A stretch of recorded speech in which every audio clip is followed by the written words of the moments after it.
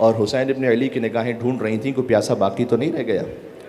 کہتے ہیں حسین نے مجھے دور سے دیکھا، فرزند زہرا خود مشق لے کر میرے پاس آئے۔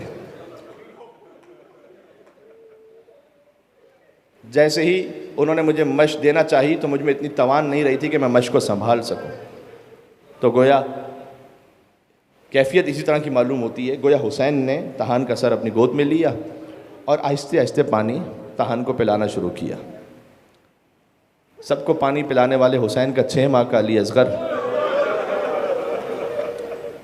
عاشور کے دن پیاسا شہید ہوا۔ یہ ہے کربلا۔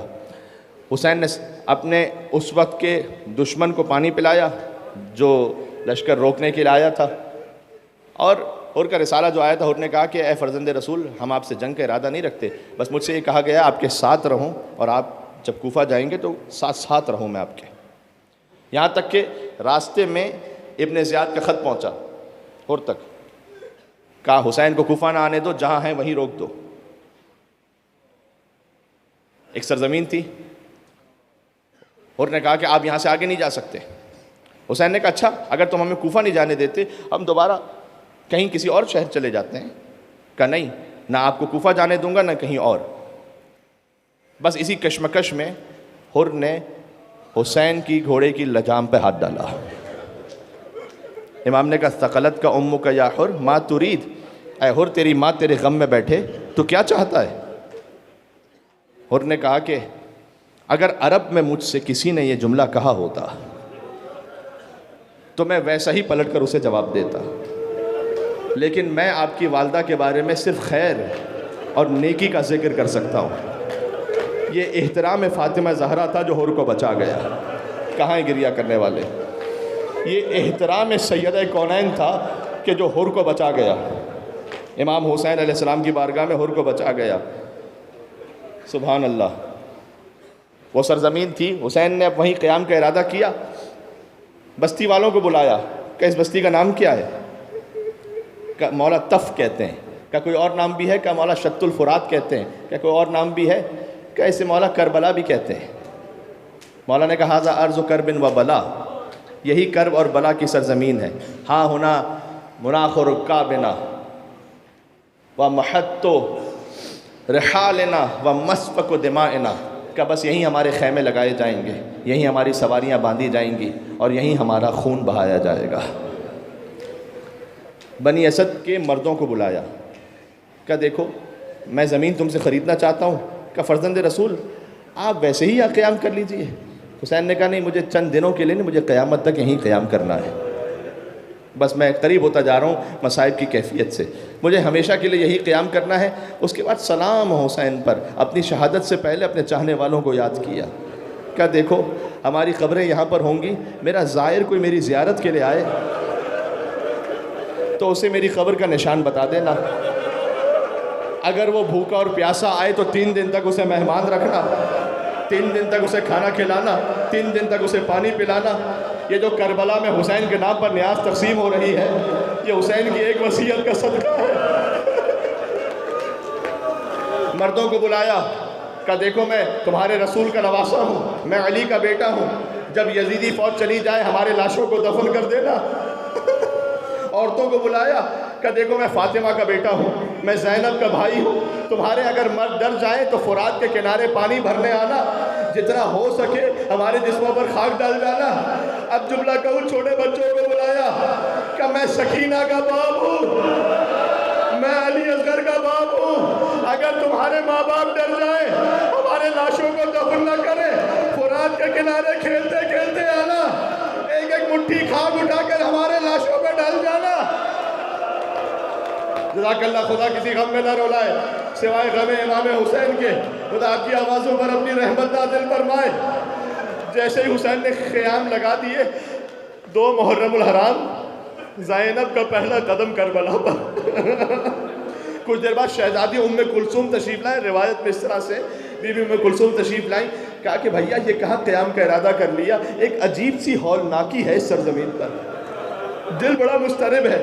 امام حسین علیہ السلام اپنی بہن سے مخاطب ہوئے کہ بہن ام کلثوم، میں بابا کے ساتھ صفین کے موقع پر اسی سرزمین سے گزرا تھا، بابا اس سرزمین پر رک گئے اور بھیا حسن مجتبیٰ کی آغوش میں آرام فرما رہے تھے، یہاں تک کہ اچانک نیند سے بیدار ہوئے، میری طرف دیکھا اور بابا کی آنکھوں سے آنسو جاری ہوئے کہ حسین ایک دن آئے گا، میں نے خواب میں دیکھا ہے جب تیرا لاشا خون میں غلطہ ہوگا، تیرا لاشا گھوڑوں کی ٹاپوں تلے پامال ہو رہا ہوگا۔ حسین رو رہے تھے، اللہ جانے بی بی ام کلثوم کے دل پر کیا کیفیت تھی، لیکن عزیزوں ویسا ہی ہوا جب حسین تنہا رہ گئے۔ میرے مولا امام زمانہ کہتے ہیں وَالشِّمْرُ جَالِسٌ عَلَى صَدْرِهِ، شمر حسین کے سینے پر بیٹھ گیا، قابض لحیتہ، اس نے حسین کی داڑھی کو پکڑ لیا، یا حسین یا حسین، آگے جملہ کہوں سب کر سکو گے، فَضَرْبَةً بِضَرْبَةٍ، حسین کو ضربتیں لگی، فِرْقَةٌ بِالرِّمَاحِ وَفِرْقَةٌ بِالْحَجَرِ، کسی کے ہاتھ میں تیر، کسی کے ہاتھ میں تلوار، کسی کے ہاتھ میں پتھر۔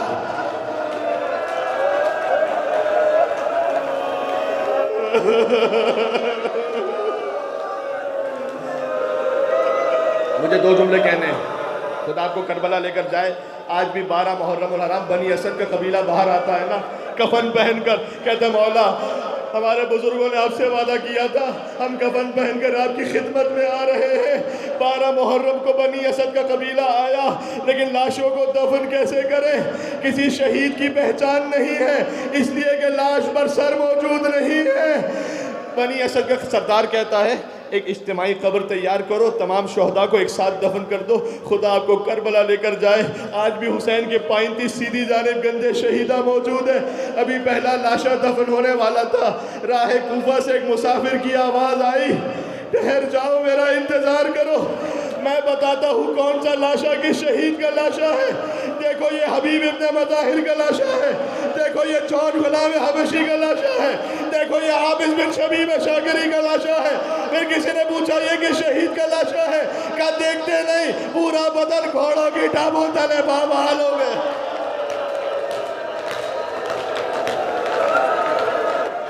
عزیزوں خدا کسی غم میں نہ رلائے، خدا کسی غم میں نہ رلائے، گویا عاشور کسی کیفیت ہو رہی ہے۔ میں مجلس اختتام تک پہنچا رہا ہوں۔ آقا یہ کہ شہید کا لاشا ہے، کچھ زبان حال پڑھا کچھ زبان قال، کہا دیکھتے نہیں کلیجے میں برچھی کا ٹوٹا ہوا، یہ میرے کڑیل جوان بھائی علی اکبر کا لاشا ہے۔ ایک لاشا رہ گیا، سجاد بیٹھ گئے، امام کو صرف امام ہی دفنا سکتا ہے، سجاد بیٹھ گئے، کہتے تھے ہائے میرا بابا، ہائے میرا بابا۔ اب ایک جملہ پڑھوں اگر ضبط کر سکو، حکم ہے دفن کرنے میں کہ میت کا رخ چہرے کو قبلے کی طرف کر دو۔ سجاد نے حسین کو دفن کیا، لاش پر سر موجود نہیں تھا، سجاد نے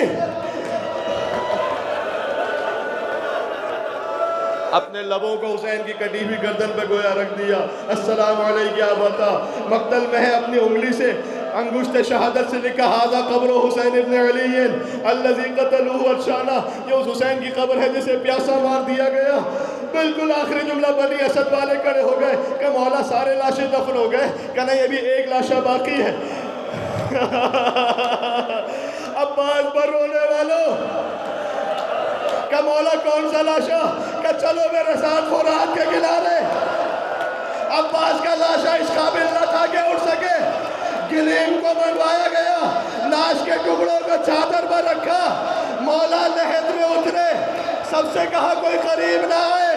راوی کہتا ہے بہت دیر ہو گئی، جب میں قبر کے قریب پہنچا میں نے دیکھا سجاد کا سر اپنے چچا کے سینے پر تھا، فریاد کر رہے تھے اے میرے غیرت مند چچا، آپ تو یہاں آرام کر رہے ہیں، میں آپ کو آپ کی بہنوں کی حالت بتانے، آپ کی وہ بہنیں جو کبھی گھر میں بھی بے مخلا و چادر نہ ہوئی، آج کوفے کا بازار ہے۔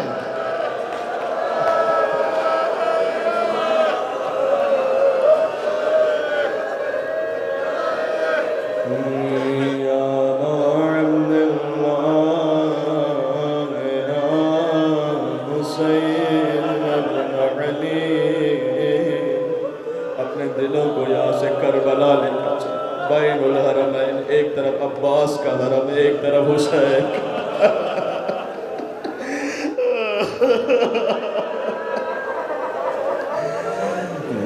یا ابا عبداللہ یا حسین ابن علی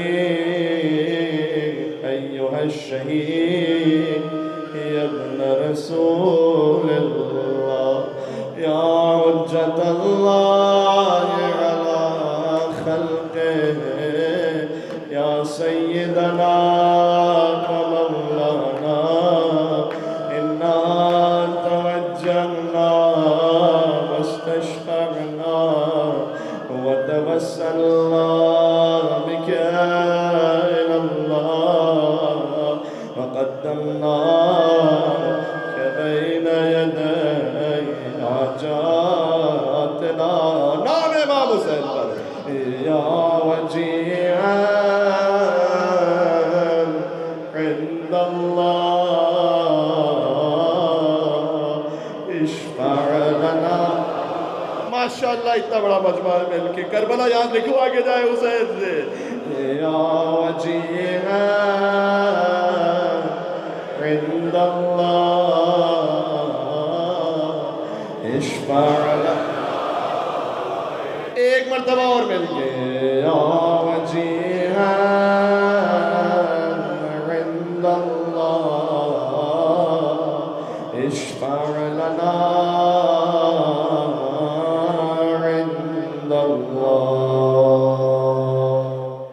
ہو گئی رات سکینہ کو سلاؤں کیسے،